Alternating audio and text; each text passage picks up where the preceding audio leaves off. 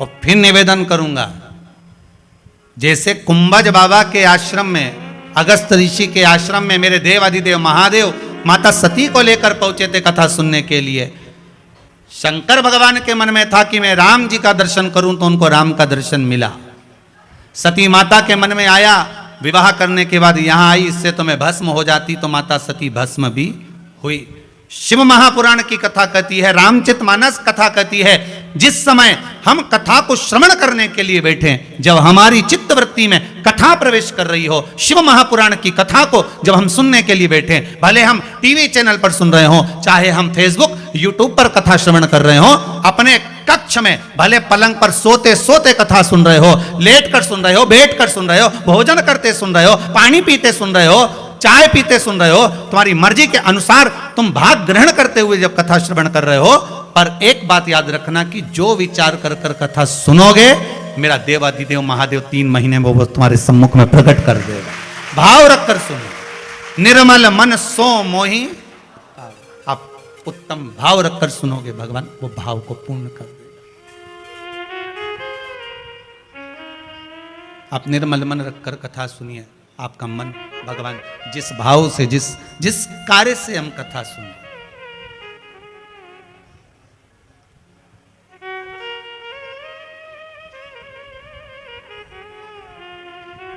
एक हमारे शायद 3-4 कथा के पहले के जजमान जलगांव से आए होंगे, कहाँ बैठे हैं महाराष्ट्र वाले, वो खड़े उधर, हाथ हिलाओ जरा, जरा कैमरे वाले भैया दिखाना जरा।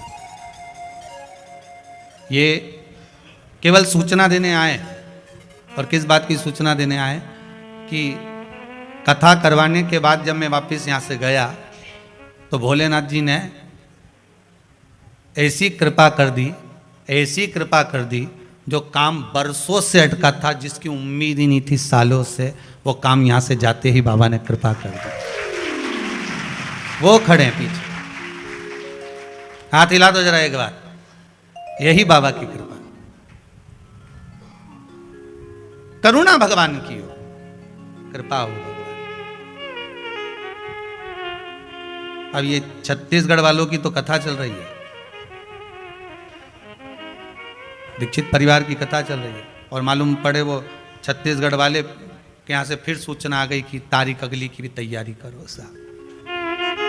पर बाबा जब कृपा करे तब की बात है, अभी तो बाबा बस आप लोग श्रवण कर रहे हैं, और हम तो भगवान से यही प्रार्थना करते हैं, चंद्रमा की रात्रि में जो मेरे शंकर के मस्तक पर चंद्र होता है, इसलिए कथा को 2 दिन की रात्रि को ली है, कि चंद्रमा को जैसे आपने मस्तक पर धारण करा है, मेरे शंकर जो इस रात्रि की कथा को सुन रहे हैं, उनको भी उन्नति की सीढ़ी पर आगे बढ़ा देना। ये भी आने वाले समय में शिव महापुराण की कथा श्रवण करवाएं, जनमानस का कल्याण करवाएं, ऐसी कृपा कर देना भोलेनाथ, ऐसी करुणा कर देना।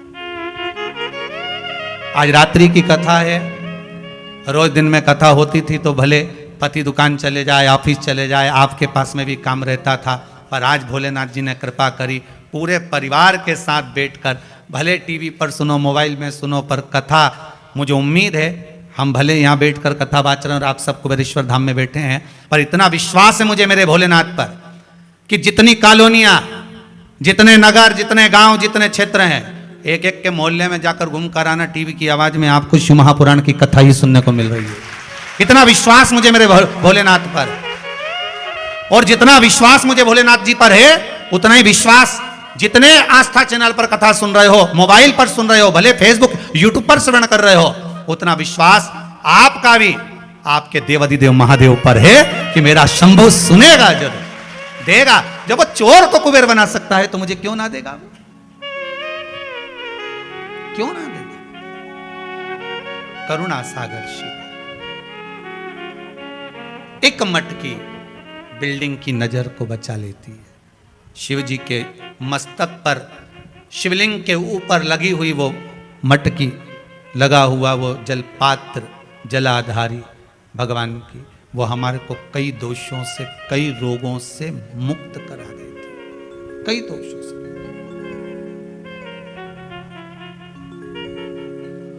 महाराज यहां तक शास्त्र कहता है,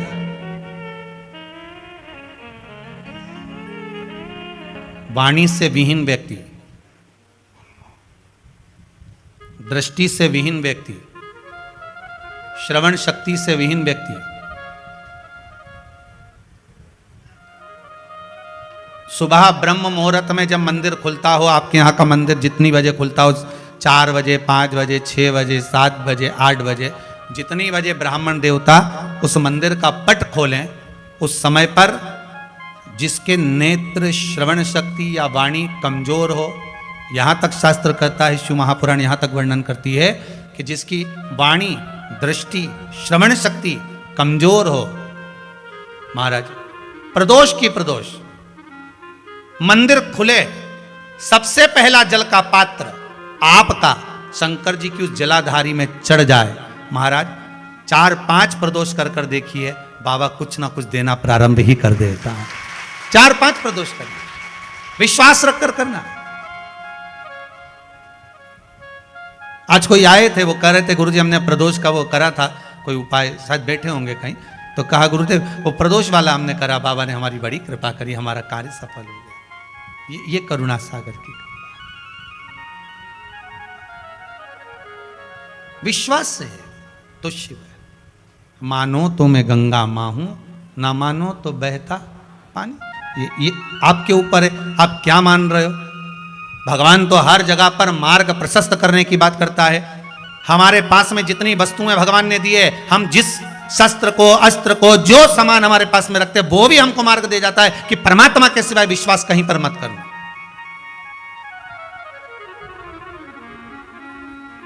बैंक में जाते हो, दरवाजे पर द्वारपाल मिलता है, उसके कंधे पर बंदूक टंगी रहती है। बोलो तो जम के जरा, सही है गलत है। उसकी नाल तुम्हारी ओर होती है कि ऊपर होती है? कंधे पे टंगी रहती है, तो जम के तो बोलो ऊपर।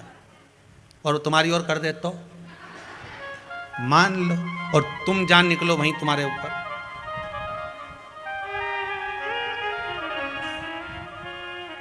कंधे पर टंगी है, वो बाजार में भी घूम रहा है तो उसकी नली ऊपर। और अगर वो ऐसी कर दे तो, या इधर कर दे तो लोग कहेंगे दादा ये काम तमाम कर देगा, तुरंत पुलिस के फोन करा, इसके लेके जाओ, ये पीछे पड़ा हुआ है।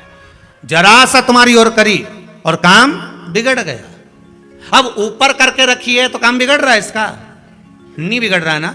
मतलब वो बंदूक भी हमको सीख दे रही है कि उसके भरोसे पे रहना। किसके? मैं यूं हूं, बंदूक कहती है मैं जरा सी डाउन होती हूं तो लोग चिल्लाने लगते हैं। राइट में मुड़ी तो खतरा, लेफ्ट में मुड़ी तो खतरा, सामने मुड़ी तो खतरा, पीछे मुड़ी तो खतरा। खतरा मुझे बस एक जगह से नहीं है कि मैं ऊपर रहूं तो खतरा नहीं रहे। भगवान भी कहते संसार में हर जगह खतरा है, पर परमात्मा के चरण में कभी खतरा नहीं है, कभी खतरा नहीं हो सकता।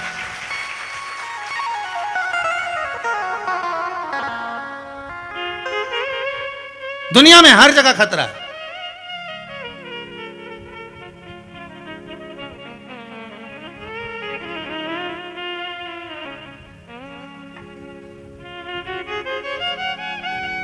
अब बंदूक भी कह रही है कि उसके भरोसे पर जीना प्रारंभ कर लो। अभी कोरोना महामारी में ना तो कोई दुकान थी, ना कोई व्यापार था, ना कोई व्यवसाय था। कई लोगों की सर्विस, नौकरी सब छूट गई, कई लोगों की। और अभी भी कई घर ऐसे हैं जहां पर नौकरी नहीं, सर्विस नहीं, उसके बाद भी तुमको 2 रोटी वो दे रहा है। बोलो दे रहा है कि नहीं दे रहा है? कोई व्यापार नहीं तो भी वो दे रहा है।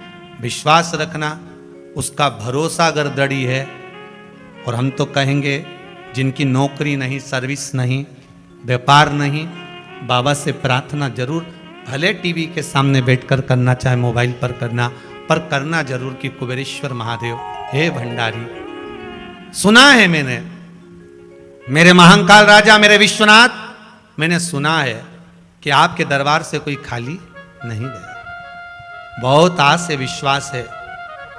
एक जयपुर से माता जी आई हैं, वो कह रही थी गुरुदेव आपकी कोई कथा नहीं छोड़ती हैं। कहाँ बैठी हैं वो? जरा हाथ हिलाएंगे, कहाँ है? मेरे को नजर नहीं आई वो भी।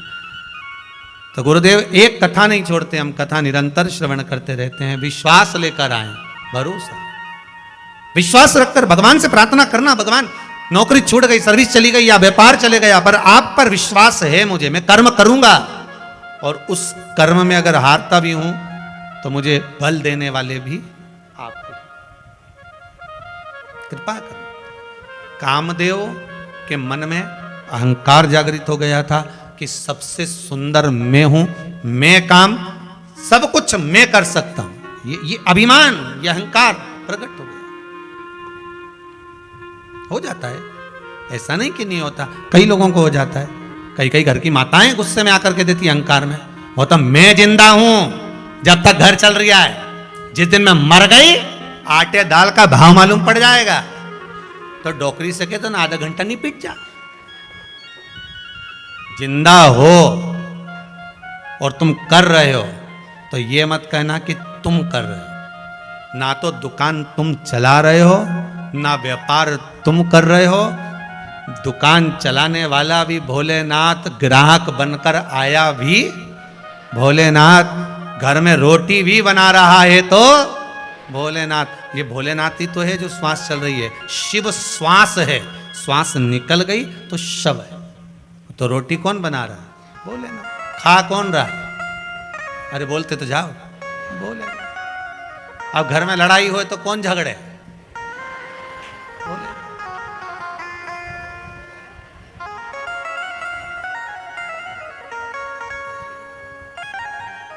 झगड़ा भी कौन कर रहा है? अरे जम के तो बोलो, भोलेनाथ। किस लिए झगड़ता है? घर में झगड़ा होता क्यों है?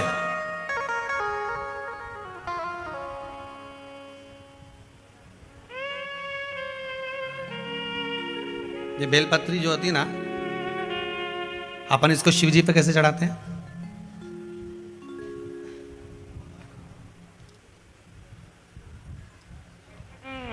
जैसे ये शिवलिंग है, ठीक है, और ये बेलपत्री को अपन ने शंकर जी पे चढ़ाया, इसी तरह चढ़ाते हो ना आप लोग, शिव जी पे चढ़ाया। पहले इससे प्रथम वाली कथा में कहा था, जब विशेष कोई कार्य होता है तो बीच वाली बेलपत्र पर शहद लगाकर, बाबा पर उसको लगाकर जाया जाता है।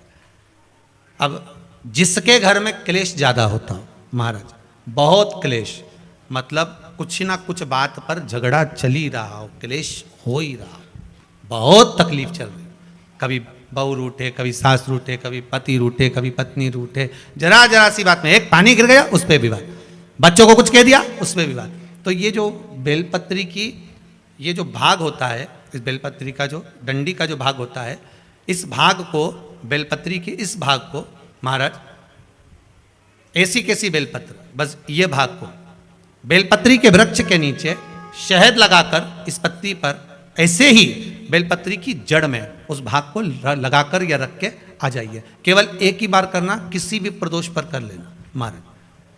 फिर एक प्रदोष से दूसरी प्रदोष तक तुम्हारे घर में कभी क्लेश नहीं हो सकता, ये पक्का है, झगड़ा होगा ही नहीं।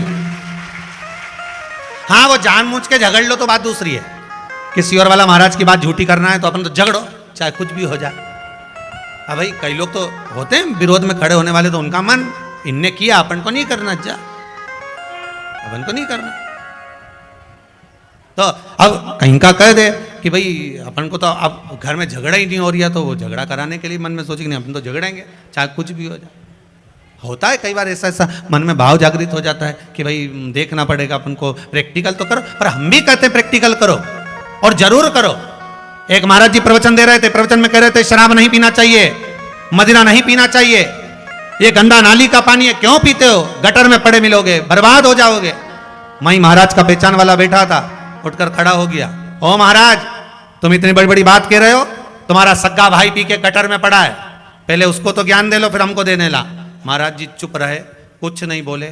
थोड़ी देर बाद बोले, भैया देखो मैं भी प्रवचन कर रहा हूँ, मेरा भाई भी प्रवचन कर रहा है, बस अंतर इतना है मैं मुंह से समझा रहा हूँ, मेरा भाई प्रैक्टिकल करके दिखा रहा है। तुम जैसे समझना चाहो समझ जाइए,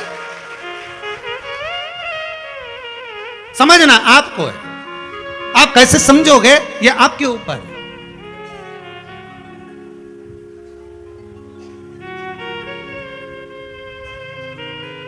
भाई जो ना समझे उसके लिए एक विदेश से एक अंग्रेज आया और उसने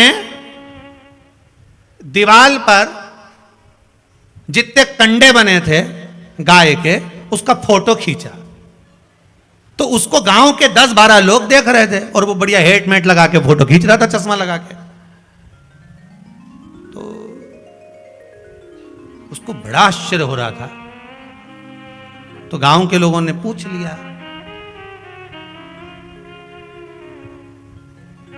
तो वो हेट उतार के खुजा के बोला कि ये गाय दीवार पे चढ़ी कैसे हो गई।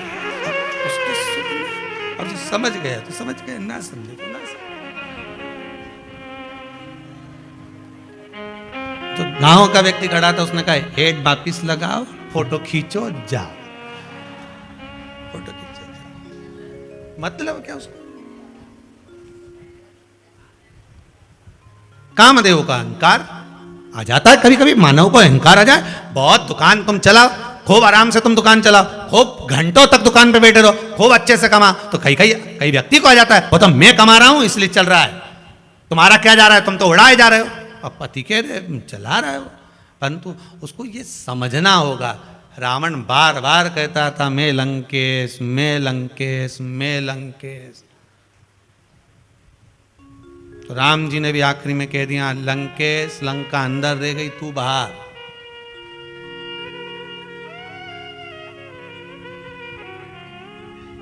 और अंतिम समय में कुछ नहीं बचा, कुछ भी, सब समाप्त। कामदेव का अहंकार, कामदेव ने कह दिया। देवऋषि नारद निकल कर जा रहे थे, नारद जी ने पूछ लिया कामदेव से, वाह स्वाग। कामदेव जी को देखकर नारद जी कह रहे बड़े सुंदर लग रहे हो आप, बड़े सुंदर, क्या सुंदर आपका स्वरूप है। अब कामदेव तो पहले से सोच रहे थे कि मेरे बराबर कोई सुंदर नहीं, मैं जो कर सकता हूं वो सब कुछ कर सकता हूं, मैंने भगवान शंकर की समाधि को तोड़ दिया, मेरे बराबर कोई हो नहीं सकता। अब इनके पास में जाकर देवऋषि नारद ने कह दिया वाह वाह साहब क्या सुंदरता आपकी, क्या सुंदरता। अब तो ये और अब गुब्बारा में जैसे हवा भर दो ना, भर दो।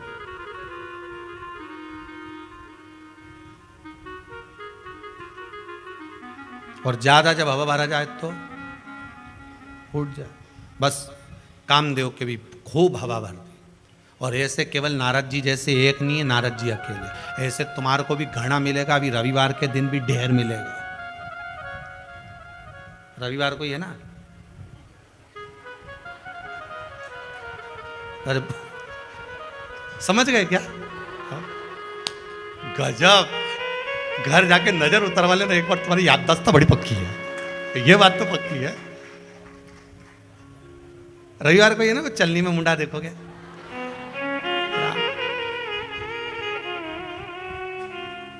और यूं लड़ाई झगड़ा में कह दे, और यूं चलनी में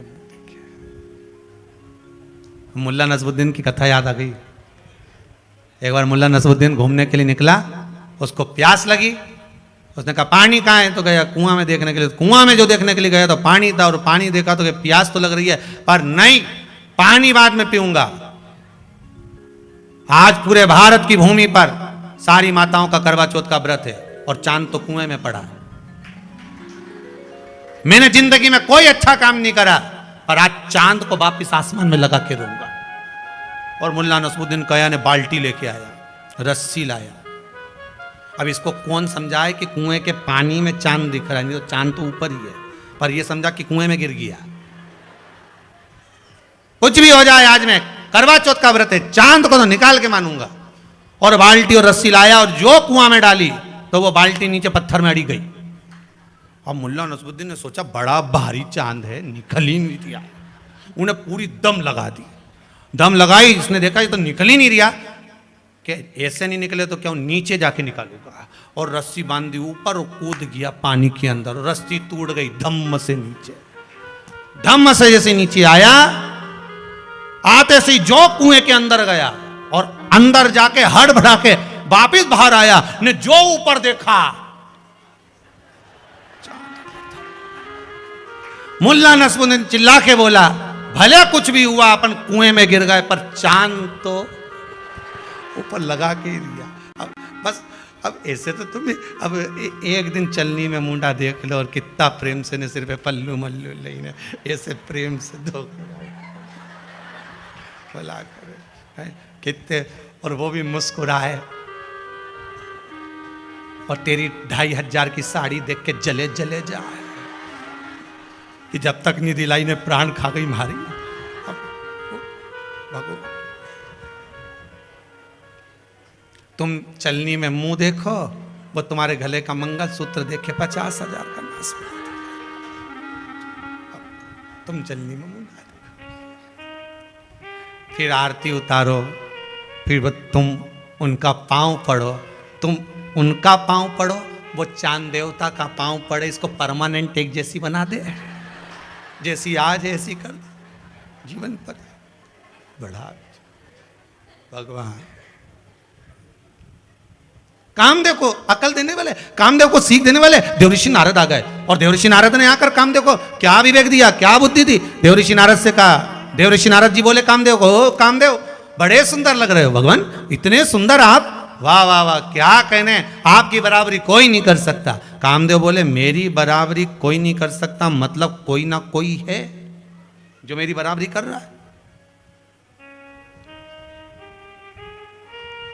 देवऋषि नारद को तो कहना था, देवऋषि नारद को तो कहना था, और उन्होंने कह दिया, कामदेव एक बात कहें, बोलो। आपसे भी सुंदर ब्रजमंडल में एक है, जिसकी उम्र मात्र 4 वर्ष की है, 4 वर्ष का, हाँ, और मुझसे ज्यादा सुंदर, हाँ, अच्छा जाकर देखूं, देख लो। कामदेव गए, ब्रजमंडल में जाकर जो देखा भगवान कृष्ण का स्वरूप, जो देखा आसक्त हो गए, ये तो मुझसे ज्यादा सुंदर, मुझसे ज्यादा सुंदर, अतिशय। हमारे यहां कई कथाकार कहते हैं ना कि भगवान कितने सुंदर हैं, कि ओ नंद लला जो तुम होते नंद लली। अच्छा हुआ नंदराय जी, आपके घर में इतना सुंदर बेटा हुआ, अगर इतनी सुंदर बेटी हो जाती तो, ओ नंद लला जो तुम होत नंद लली, तो गले कट जात करोड़न के। अच्छा हुआ इतना सुंदर छोरा हुआ, इतनी सुंदर छोरी हो जाती तो आधे तो बावड़ी में डूब के मर जाते जाके चक्कर में। कितने सुंदर मेरे कृष्ण, कितने सुंदर। जो गोरे होते तो क्या करते मनमोहन, तेरे काले रंग पर तो दुनिया लुट जाती है। नंदलाल तेरी बंसी पागल कर जाती है, मुस्कान तेरी मीठी घायल कर जाती है। तुम तो काले काना तेरी राधा गोरी है, तुम तो काले काना तेरी राधा गौरी है। इस अनुपम जोड़ी पे दुनिया लुट जा। जय हो। बड़े सुंदर हो। कामदेव देखकर थकित रह गया। अब जब किसी से होड़ नहीं कर पाते, जब कोई व्यक्ति किसी की होड़ नहीं कर पाता, उससे आगे नहीं निकल पाता, तो क्या करता है फिर वो? जम के बोलो, उसकी निंदा, उसकी बुराई, उसके लिए अपशब्द, उसके लिए ताने, उसके लिए गालियां, और उसके कहे गए या उसके चित्रण में से कुछ गलतियां निकालना। जब होड़ नहीं कर पाता, जब आगे नहीं बढ़ पाता,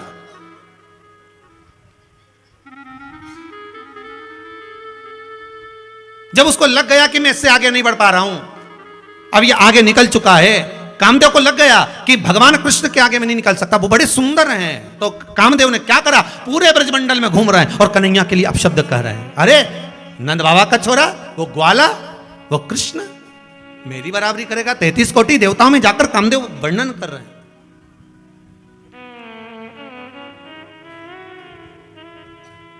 जो बराबरी नहीं कर पाते, हम उससे आगे नहीं निकल पाते, जब लगने लगता है कि सारा संसार उसी का हो गया, सारी दुनिया बस उसी की सुन रही है, उसी का स्मरण कर रही है, उसी को भज रही है, तो फिर मन में ईर्ष्या जागने लगती है। ईर्ष्या, क्या हम इससे बराबरी तो कर ही नहीं पा रहे और दुनिया इसका स्मरण कर रही।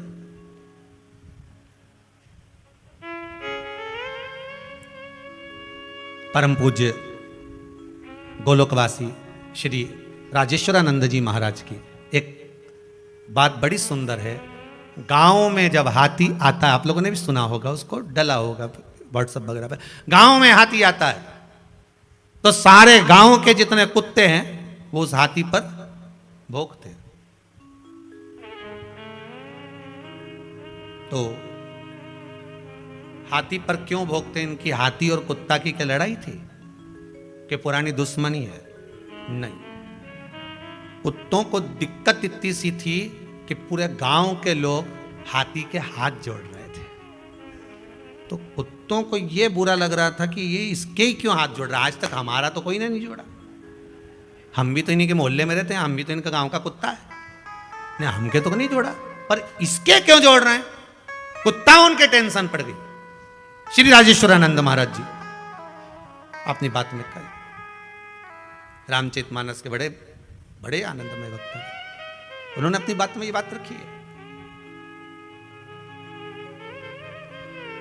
कामदेव जी के मन में आ गया कि अब मैं कृष्ण से बराबरी तो नहीं कर सकता, ना कृष्ण के आगे निकल सकता हूं, ना कृष्ण से आगे बढ़ सकता हूं, तो करे क्या? तो निंदा करा जाए। जब व्यक्ति आगे नहीं बढ़ सकता, अग्रणी नहीं हो सकता, वो देख लेता है कि अब मैं इनसे आगे नहीं जा सकता, और इनकी प्रशस्ति सब दूर होने लगी। भगवान कृष्ण को कौन नहीं मानता था, सब मानने लगे। तो उन्होंने कहा इनकी निंदा करना प्रारंभ कर दो, इनके लिए अपशब्द कहना प्रारंभ कर दो, बस। और व्यक्ति वही करना प्रारंभ कर दिया।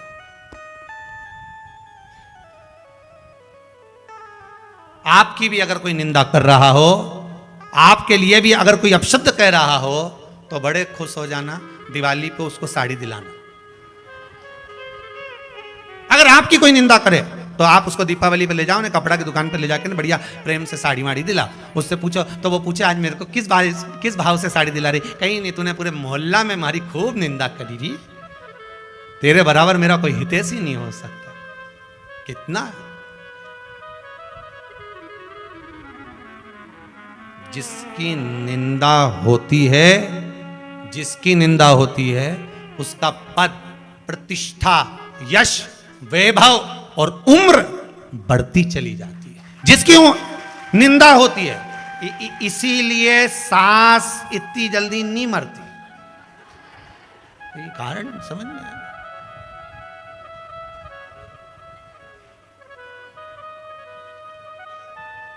80 साल की भी हो जाएंगी ना सास, तो भी चौका में 25 आदमी का खाना अकेले बना ले, भले बहू मार के चली जाए। बोलो सही है कि गलत है? एक मुंह से आवाज नहीं आएगी। 25 जो मेहमान आया, 10, 15, 20 श्राद्ध पक्ष में जो आया, सब बैठो साहब, खीर तैयार, पूड़ी तैयार, भजिया तैयार, और कुछ खत्म भी हो जाए तो मालूम नहीं पड़े। और अगर बहू खाना बनाए तो कुछ खत्म हो जाए तो के बता रहे भजिया ही नहीं है, तो सास के बेसन का और घोल ले। 1 घंटा में मिर्ची कौन काटेगा, और गिलकी कौन काटे ना आलू कौन काटे? तो सास तुरंत आए, तू हट बेटा मैं बनाऊं और बना। तो 25 जनी का भोजन एक 75 साल की बूढ़ी अम्मा तुरंत बना के तैयार कर दे और जिमा दे, और घर की बहुएं ये डोकरी के देख देख के सूखी जा रही है। कारण क्या है? क्या कारण? बहू सास की इतनी निंदा करे, यहां नहीं करे तो मायके में करे, मायके में नहीं करे तो किसी दूसरे से करे। ये जितनी जितनी निंदा करे डोकरी उतनी खजूर वाली चोटी बना ले, और उतनी और तन्नाट होती चली जाए। मेरा निवेदन है बहुओं से कि सास को जल्दी निपटाना है तो तुम निंदा करना बंद करो, निपट जाए। तुम जितनी निंदा करोगे ना उतनी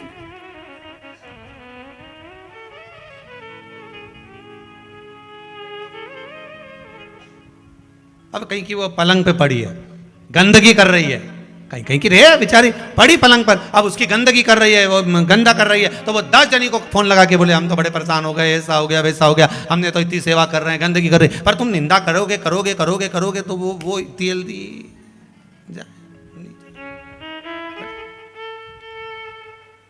कामदेव ने निंदा करी, बहुत कहा और शब्दों पर शब्द बाण चलाना चालू करे कामदेव ने। जब नहीं रहा तब कामदेव सामने आकर खड़ा हो गया भगवान कृष्ण के, एक कन्हैया मैं आपके साथ में युद्ध लड़ना चाहता हूं। भगवान कृष्ण की उम्र 4 साल की थी। कामदेव ने 4 वर्ष के भगवान कृष्ण को ललकार दिया कि मैं तुमसे युद्ध लड़ूंगा। ये शरद पूर्णिमा के पावन अवसर की कथा चल रही है महाराज, और पूर्णिमा शिव महापुराण चल रही है, उसमें कृष्ण का जो संवाद है, कामदेव करे मैं युद्ध लड़ूंगा, भगवान कृष्ण कहते कामदेव मैं भी तुमसे युद्ध लड़ने को तैयार हूं, बताओ कौन सा युद्ध लड़ोगे, किले के अंदर का कि किले के बाहर का। कामदेव चक्कर में पड़ गए कि ये 2 तरह का युद्ध होता है क्या, हाँ कौन सा युद्ध लड़ोगे, किले अंदर का कि किले बाहर का। महाराज किले अंदर और किले बाहर का कैसा युद्ध है। भगवान कृष्ण कहने लगे किले अंदर का युद्ध ये युद्ध है कि मैं गोपियों के साथ में रास करूंगा, पर गोपियों का एक वस्त्र अंग मेरे शरीर से नहीं छू सकता। और किले बाहर का युद्ध वो है धनुष और बाण लेकर अपन दोनों युद्ध करेंगे, कौन जीतता है देख लेंगे। कामदेव ने मन में सोचा कि बाहर का युद्ध तो बहुत लड़ा, जब ये 50 गोपियों के साथ में अकेला जब नृत्य करेगा तो शरीर तो कहीं ना कहीं टच होगा तो यह हार जाएगा। कामदेव कहने लगे हम किले अंदर का युद्ध लड़ेंगे। ठीक है, भगवान ने कहा जाना शरद पूर्णिमा पे। कामदेव ने कहा शरद पूर्णिमा पर, हाँ एक ही दिन है बड़ा भारी, शरद पूर्णिमा का दिन, जब मैं बंसी का नाद करूंगा गोपियां सुध भूल कर आएंगी, तब तक तुम भी आ जाओ। कामदेव आ गए सज धज के, भगवान कृष्ण ने जो बंसी बजाई गोपियों का ढेर लग गया, अंबारियां, युवान क्या युवती क्या बूढ़ी क्या बुजुर्ग क्या सब आ गई, सब।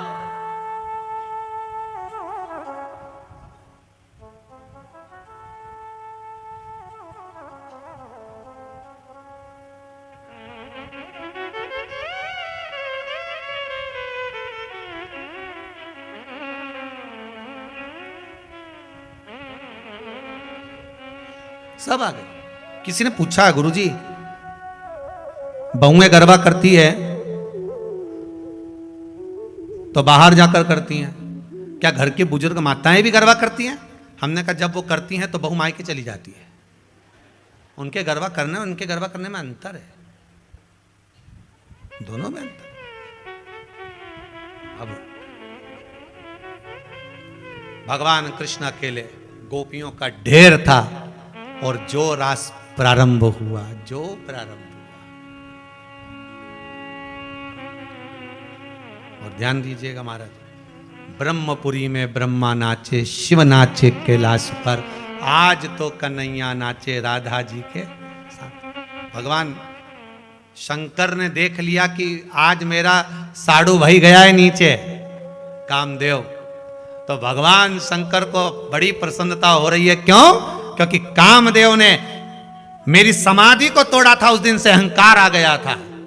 एक रिश्तेदार दूसरे रिश्तेदार के यहाँ जब जाता है, बहुत अच्छा पैसा अगर उसके पास होता है तो वो पैसे की ही बात करता रहता। और साहब हमने तो वहाँ भी मकान ले लिया, हमारी तो 4 फैक्ट्रियाँ चल रही है, 3 प्लाट अब भी लिए, तो इसको सुनाने से कौन सा फायदा? जिसके पास कुछ नहीं बेचारा कहेगा बताओ हमको सुनाने से कौन सा फायदा, हमें दे रहा है क्या कुछ?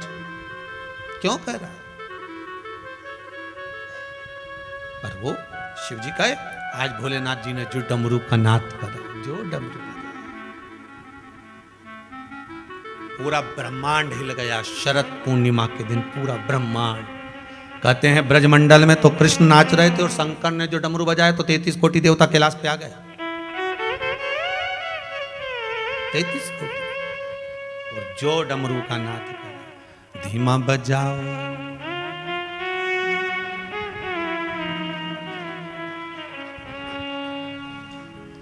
जितने टीवी पर कथा सुन रहे हो, आपके भी नृत्य का फोटो, बड़े भाव का फोटो आप व्हाट्सएप पर भेज देना, कल की कथा में सबके दिखाएंगे। धीमा बजाओ भोलानाथ। अच्छा अभी चालू है क्या?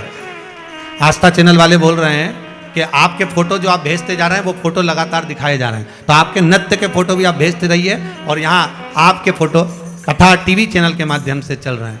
धीमा बजाओ भोलानाथ डमरू, धीमा बजाओ, धीमा बजाओ भोलानाथ डमरू, धीमा बजाओ, ओ धीमा बजाओ भोलानाथ डमरू, धीमा बजाओ, धीमा बजाओ भोलानाथ डमरू, धीमा बजाओ। मुझे उम्मीद है आज के डमरू की आवाज जब गली गली में जाएगी तो विश्वास है कि संपूर्ण ब्रह्मांड में आज भगवान शंकर तो रास कर ही रहा होगा। अरे धीमा बजाओ भोलानाथ डमरू, धीमा बजाओ, धीमा बजाओ भोलानाथ डमरू, धीमा बजाओ, ओ धीमा बजाओ भोला, धीमा बजाओ, धीमा बजाओ भोले, धीमा बजाओ, ओ धीमा बजाओ भोला, धीमा बजाओ, धीमा बजाओ भोला, धीमा बजाओ, अरे धीमा बजाओ भोलानाथ डमरू, धीमा बजाओ, धीमा बजाओ भोलानाथ।